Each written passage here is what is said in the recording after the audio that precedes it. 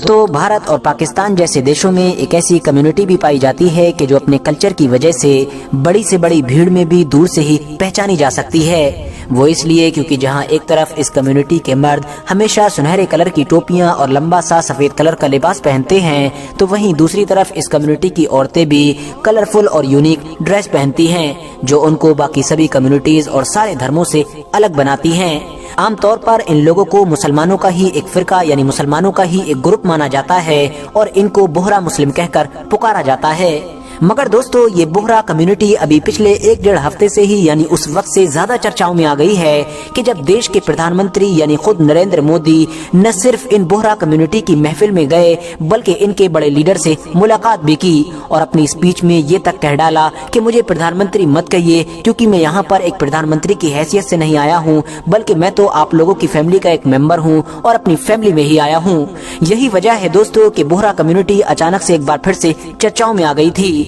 क्योंकि आमतौर पर बीजेपी और मुसलमानों को राजनीतिक सोच में एक दूसरे का ऑपोजिट माना जाता है और ऐसा बहुत कम ही देखा गया है कि इन दोनों के आपस में राजनीतिक मामले में सुर मिल रहे हों। यही वजह थी कि हर कोई हैरान था कि आखिर ये बोहरा मुस्लिम कौन हैं कि जिनके यहाँ पर न सिर्फ नरेंद्र मोदी गए बल्कि ऐसी बातें तक कर डाली। आखिर ये लोग दूसरे मुसलमानों से कैसे अलग हैं और इन लोगों का इतिहास क्या है? सबसे पहले तो हम लोगों के लिए ये जान लेना जरूरी है कि दरअसल ये जो बोहरा वर्ड है ये गुजराती जबान के एक वर्ड व्यवहार से लिया गया है, जिसका मतलब होता है ट्रेड यानी कि व्यापार। अब क्योंकि इस कम्युनिटी के ज्यादातर लोग न सिर्फ अब बल्कि इतिहास में भी हमेशा से ही बड़े बड़े व्यापारी यानी कि बिजनेसमैन रहे हैं, यही वजह है कि इन लोगों को बोहरा या फिर बोहरी कम्युनिटी का नाम दिया गया है। आज के दौर में गुजरात, मुंबई, मालवा, राजपुताना के साथ साथ कराची में भी इन लोगों की एक बड़ी आबादी मौजूद है, जहां पर इन लोगों के बड़े बड़े जमात खाने यानी कि इबादत गाहें भी मौजूद हैं। बात कर लें अगर टोटल आबादी की तो 2021 के मुताबिक पूरी दुनिया में इन लोगों की लगभग 20 लाख के करीब आबादी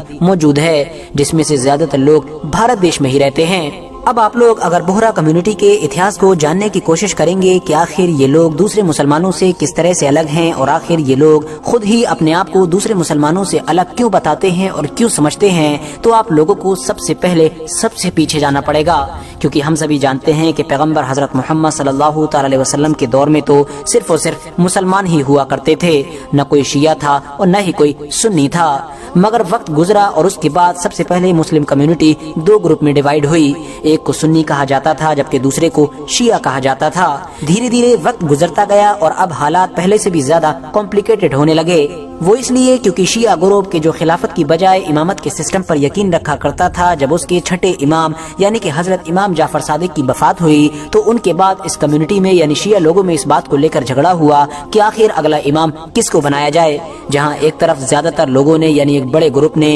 हजरत इमाम जाफर सादिक के बेटे मूसा अल काजिम को अपना इमाम माना, तो वहीं दूसरी तरफ कुछ लोगों ने उनके बड़े बेटे हजरत इस्माइल को अपना इमाम माना। जिन्होंने मूसा अल काजिम को अपना इमाम माना था वो लोग असना अशरी कहलाए। वही असना अशरी के जो आज के दौर में शिया ग्रुप का सबसे बड़ा फिरका है और जो आमतौर पर आज के दौर में भारत, ईरान और इन जैसे देशों में पाए जाते हैं। वहीं दूसरी तरफ जिन लोगों ने हजरत इस्माइल यानी बड़े बेटे को अपना इमाम माना था वो दरअसल इस्माइलिया कहलाए और इस तरह से अब ये शिया फिरका भी खुद 2 फिरकों में बढ़ चुका था। शिया ग्रुप का जो दूसरा और छोटा फिरका था यानी कि इस्माइलिया, उसने आगे चलकर खूब तरक्की की। इवन 10वीं सदी के बिल्कुल शुरू में इन लोगों ने अपनी एक ताकतवर सल्तनत की बुनियाद भी रखी। एक ऐसी सल्तनत के जो न सिर्फ मुस्लिम दुनिया के एक बड़े इलाके पर कायम थी बल्कि इसकी गिनती इतिहास की ताकतवर सल्तनतों में भी की जाती है और हम लोग इसको आज के दौर में फातिमी सल्तनत के नाम से याद करते हैं। मगर दोस्तों, परेशानी उस वक्त हुई कि जब इस सल्तनत के भी 8वें खलीफा यानी 8वें हुक्मरान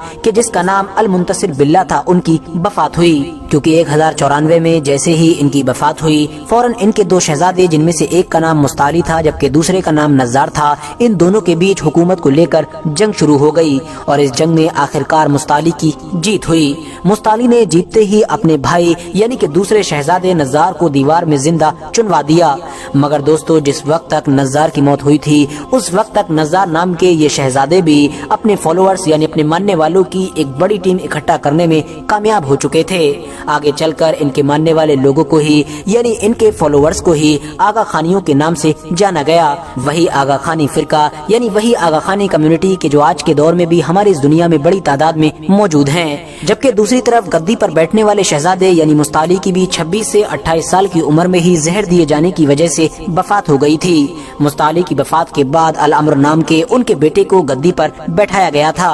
मगर दूसरी तरफ जो नज़ार के फॉलोअर्स थे उन्होंने अल अम्र को भी कत्ल कर दिया था। धीरे धीरे वक्त गुजरा और फिर फातमी सल्तनत खुद भी कमजोर पड़ना शुरू हो गई थी। सलीबी हमलों की वजह से और अंदरूनी परेशानियों की वजह से ये सल्तनत हमेशा हमेशा के लिए खत्म होकर रह गई। सल्तनत भले ही खत्म हो गई थी, मगर मुस्ताली और नज़ार को अपना अपना इमाम मानने वाले ये सभी लोग दुनिया भर में पूरी तरह से फैल चुके थे। मुस्तालियों यानी मुस्ताली को अपना इमाम मानने वाले लोगों का ये मानना है कि जब उनके बेटे यानी अल अम्र को नज़ारियों की तरफ से कत्ल किया गया था तो उस वक्त तक उनके यहाँ पर तैयब नाम का एक बेटा भी पैदा हो चुका था, जिसको खुफिया तौर पर यानी मुस्ताली के मानने वाले लोगों ने ही नज़ारी कत्ल न कर दें इस डर से छुपा दिया था। और बाद में इन्हीं तैयब के यहाँ पर एक के बाद एक लगातार खुफिया तौर पर इमाम यानी लोगों की नजरों से पोशीदा इमाम पैदा होते रहे थे और आगे जाकर इन्हीं इमामों को मानने वाले लोगों को तैयबी कहा जाने लगा था। तैयबी लोगों के अकीदे के मुताबिक उनकी इमामों की नकलो हरकत के बारे में किसी को कुछ इल्म नहीं है, ना तो उनसे किसी का कोई कांटेक्ट है और न ही उनके बारे में किसी को कोई खबर होती है सिवाय दाइये मुतलक के।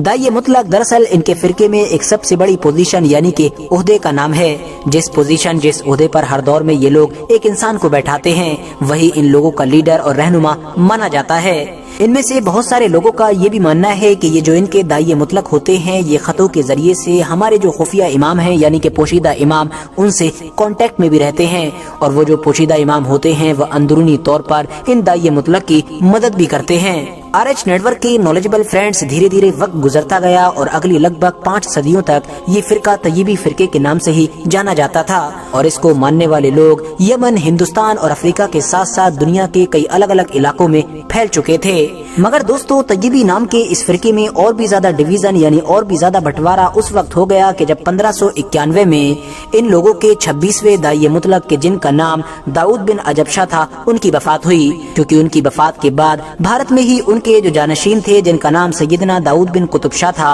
उन्होंने 27वें दाइये मुतलक की हैसियत से गद्दी संभाली। मगर दोस्तों, उसी दौर में तैयबियों के ही एक दूसरे दाई जो यमन में रहा करते थे जिनका नाम सुलेमान बिन हसन था, उन्होंने इस फैसले से इख्तिलाफ किया और उन्होंने ये दावा किया कि जो 26वें दाइये मुतलक थे यानी दाऊद बिन अजब शाह उनका असली जानशीन मैं हूँ और इस तरह से 27वें दाइये मुतलक की हैसियत उन्होंने भी संभाल ली। इवन यमन और उसके आसपास के इलाके में जितने भी तैयबी फिरके के लोग करते थे उन्होंने इस बात पर उनकी हामी भी भर दी और इस तरह से अब इस कम्युनिटी में एक साथ 2 दाइये मुतलक बनने की वजह से ये कम्युनिटी भी 2 हिस्सों में टूट कर रह गई। जो लोग यमन के इलाके में रहा करते थे उनको सुलेमानी बोहरा का नाम दिया गया, जबकि जो भारत वाले इलाके में थे और भारत के ही बुजुर्ग को उन्होंने अपना दाइये मुतलक माना था उनको आज दाऊदी बोहरा के नाम से जाना जाता है। आज के दौर में यमन की बोहरा कम्युनिटी और हिंदुस्तान की बोहरा कम्युनिटी आपस में काफी अलग हो चुके हैं। इनके निजाम, इनके सिस्टम, इनका कल्चर सब कुछ अलग नजर आता है। फिलहाल दोस्तों, अब तो हालात ऐसे हैं कि हिंदुस्तान में जो दाऊदी बोहरा कम्युनिटी है उसमें खुद भी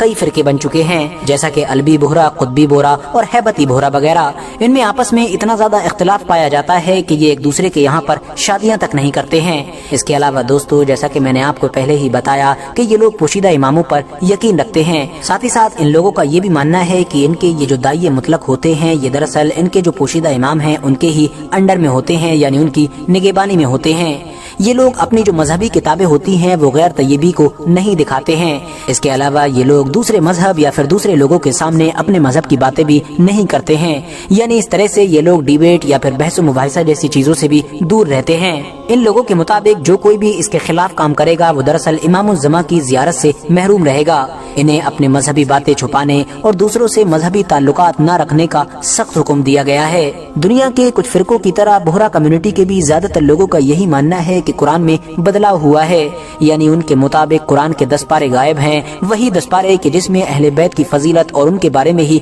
लिखा हुआ था। लेकिन हाँ, वो लोग ये भी मानते हैं कि हमारी दुनिया के कुछ खास लोगों के पास वो 10 पारे भी मौजूद हैं। बोहरा कम्युनिटी अक्सर औरतों की खतना को लेकर भी चर्चाओं में आती रहती है। آج کے دور میں جہاں ایک طرف بوہرا کمیونٹی کے کچھ لوگ اس چیز کے پوری طرح سے خلاف ہیں تو وہیں کچھ لوگ آج بھی اس کو ٹریڈیشنلی سپورٹ کرتے ہیں۔ ہسٹوریکلی اور ٹریڈیشنلی اگر دیکھا جائے تو بوہرا کمیونٹی میں 5 سے 9 سال کی بچیوں کا ختنہ کیا جاتا تھا، یا پھر ہو سکتا ہے ابھی بھی کچھ علاقوں میں ختنہ کیا جاتا ہو۔ یہ کام ایک ایسی بوڑھی عورت کے ذمہ ہوتا ہے کہ جو بوڑھی عورت مکہ مدینہ کے ساتھ ساتھ کربلا کی بھی زیارت کر کے آئی ہو، اور خاص طور سے حضور صلی اللہ تعالی علیہ وسلم کی شہزادی یعنی حضرت بی بی فاطمہ رضی اللہ تعالی عنہا کی قبر کو بوسہ دے کر آئی ہو۔ حالانکہ دوستو یہ بھی غور کرنے والی بات ہے کہ بوہرا کمیونٹی کے زیادہ تر لوگ نہ صرف اتہاس میں ہی بلکہ آج بھی سکسیسفل بزنس مین ہوتے ہیں۔ ان لوگوں کے اندر ویاپار یعنی بزنس سے ریلیٹڈ جو گٹس، جو خوبیاں پائی جاتی ہیں وہ بھارت کی دوسری کمیونٹیز میں شاید ہی نظر آتی ہیں۔ یہی وجہ ہے کہ ان کا نام ویاپار کے معاملے میں